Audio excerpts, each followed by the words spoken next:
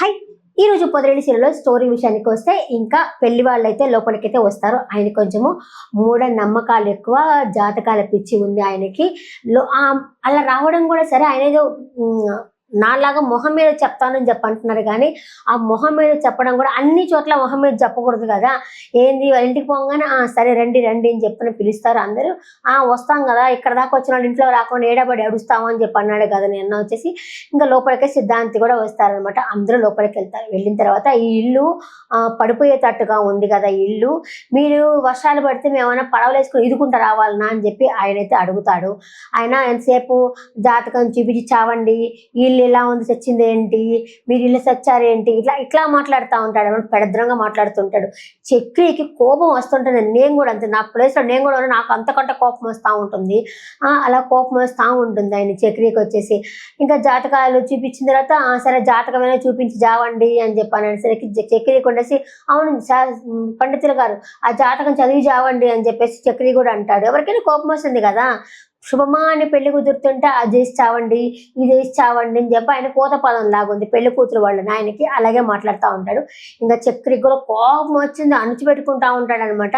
సరే ఇంకా ఆయన జాతకం చూసిన తర్వాత ఈ ఇంట్లో ఈ మాధవ జాతకము బాగాలేదు, ఈ జాతకం ఉన్న వ్యక్తి ఇంట్లో ఎవరు ఉండరు, పెళ్లి కావాల్సిన వాళ్ళు పెళ్లి కాదు, పెళ్ళైన వాళ్ళు ఇక్కడ ఉండరు, వెళ్ళిపోతారు అనేసరికి మహాలక్ష్మి ఉండేసి నేను ఉన్నాను కదా అంటుంది. నువ్వు ఉన్నావు కానీ ఇక్కడ ఖచ్చితంగా ఉన్నావా, నువ్వు కూడా ఎప్పటికైనా వెళ్ళిపోతావులే అని చెప్పి ఆయనైతే జాతకం అయితే చెప్తాడనమాట.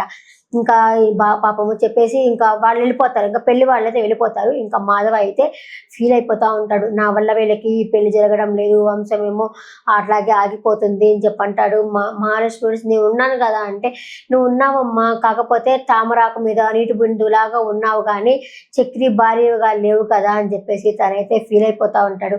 ఏం చేయాలో అర్థం కాదు. ఇంట్లో ఎవరితో మాట్లాడు, ఒకే రూమ్ లో ఉంటాడు.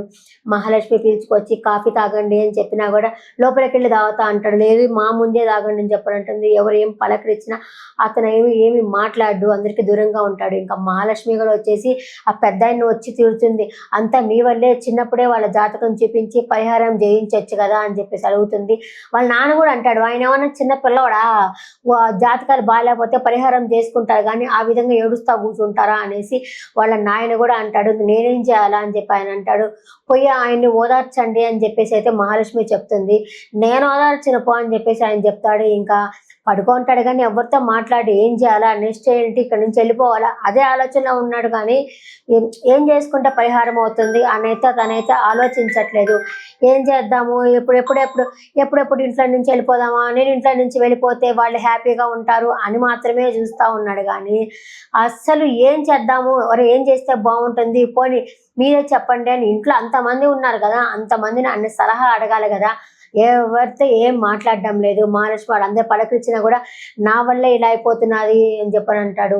ఇంకా చక్రి వాళ్ళు ఉండేసి అబ్బా నాకు కానీ ఇంకోసారిగా ఆయన దొరికితే ఒళ్ళు మండుతుంది అని అంటాడు. సరే అంత జాతకాలు బాగాలేదు కరెక్టే, పరిహారం చేయించుకోవచ్చు కదా. ఈ రోజు ఎపిసోడ్ అంతా ఇదే జరిగింది.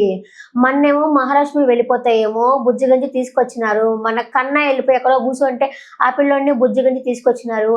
ఇప్పుడు పెద్ద వెళ్ళిపోతే పెద్దని బుజ్జిగంజి తీసుకురావాలి. పాపం వీళ్ళు ఎత్తుక్కునే పని పడుతున్నది కదా. ఇంకా వీళ్ళు ఒక్కొక్కరిని వెళ్ళిపోయాడు ఇంట్లో నుంచి. ఒక లెటర్ రాసి పెట్టేసి ఇంకా మహాలక్ష్మి నేను ఇంట్లో నుంచి వెళ్ళిపోతున్నాను, నా వల్ల ఇక్కడ ఎవరికి పెళ్ళిళ్ళు అవ్వడం లేదు, ఎవరు ఉండడం లేదు, నేనైతే ఇక్కడ నుంచి వెళ్ళిపోతున్నాను అనేసి వెళ్ళిపోయాడు. ఆ కన్న ఏమంటే చిన్న బాబు 5 నెలల బాబు ఏడ్చినట్టు ఏడుస్తున్నాడు. అన్న కావాలి నాకు ఏదో చాక్లెట్ కావాలి అన్నట్టు ఏడుస్తా ఉన్నాడు. ఆయనైతే ఇంట్లో నుంచి వెళ్ళిపోవడం అయితే జరిగింది. వీళ్ళంతా అయితే ఇల్లు వాడ ఊరు అంతా ఎతకుతా ఉన్నారు. ఎక్కడున్నాడో ఏమో తెలియదు. రేపటి ఎపిసోడ్లో ఎక్కడున్నాడు అన్న విషయం అయితే తెలుస్తుంది. ఇంతే ఈరోజు జరిగిన ఎపిసోడ్. ఈరోజు ఎపిసోడ్ పట్ల మీ అభిప్రాయాన్ని కామెంట్ సెక్షన్లో కామెంట్ చేయండి.